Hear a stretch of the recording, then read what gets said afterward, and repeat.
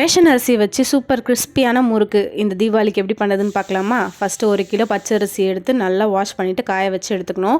அது கூடவே 1/4 கிலோ அளவுக்கு உளுந்து, 100 கிராம் அளவுக்கு வந்து சாப்பாடு செய்கிற அரிசியும் போட்டு நல்லா நிறமாக வறுத்துட்டு மிஷினில் கொடுத்து நல்லா ஃபைன் பவுடராக அரைச்சிக்கணும். இப்போ அதை வந்து நல்லா ஜெலிச்சிட்டு கூடவே தேவையான அளவு உப்பு, வெள்ளை எள்ளு, ஓமத்தை நல்லா இந்த மாதிரி கசக்கிட்டு போட்டுட்டு கொஞ்சம் பெருங்காயத்தூள், பட்டர் வந்து எவ்வளோ நமக்கு தேவையோ ஃப்ளேவருக்கு ஏற்ற மாதிரி நம்ம ஆட் பண்ணிக்கணும். ஆட் பண்ணிக்கிட்டு நல்லா வந்து ஃபஸ்ட்டு மாவை பிசைஞ்சிட்டு அதுக்கப்புறம் தான் கொஞ்சம் கொஞ்சமாக சுடு தண்ணி விட்டு வந்து நம்ம பிசைய போகிறோம். கொஞ்சம் கூட கட்டியே இல்லாமல் நல்லா ஃபஸ்ட்டு பிசைஞ்சிட்டு அதுக்கப்புறம் தான் தண்ணி ஆட் பண்ணணும். தண்ணி ஒரேடியாக நிறைய சேர்த்துக்கூடாது. கொஞ்சம் கொஞ்சமாக ஆட் பண்ணி எவ்வளோ கன்சிஸ்டன்சி வேணுமோ நல்லா சப்பாத்தி மாவை விட சாஃப்டாக இருக்கணும். இன்னொன்று என்னென்னா எண்ணெய் சைட் பை சைடு வந்து நல்லா கொதிச்சிட்டே இருந்தது. அதுலேருந்து ஒரு கரண்டி எண்ணெய் நல்லா மாவில் ஆட் பண்ணிவிட்டு பிசைஞ்சிட்டா இன்னுமே நல்லா கிறிஸ்பியாக இருக்கும்.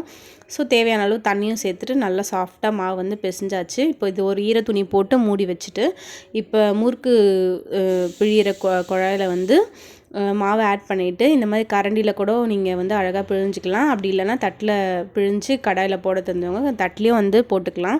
நாங்கள் ரெண்டுத்துலேயும் சைட் பை சைட் போட்டு அழகாக முறுக்கு சுட்டு எடுத்தாச்சு. நல்லா கிறிஸ்பியாக சூப்பராகவே வந்துருந்தது. குயிக்காக ஈஸியாக பண்ணக்கூடிய இந்த முறுக்கு வந்து கண்டிப்பாக ட்ரை பண்ணி பாருங்கள். நெக்ஸ்ட் ஒரு ரெசிபியில் பார்க்கலாம். தேங்க்ஸ் ஃபார் வாட்சிங்.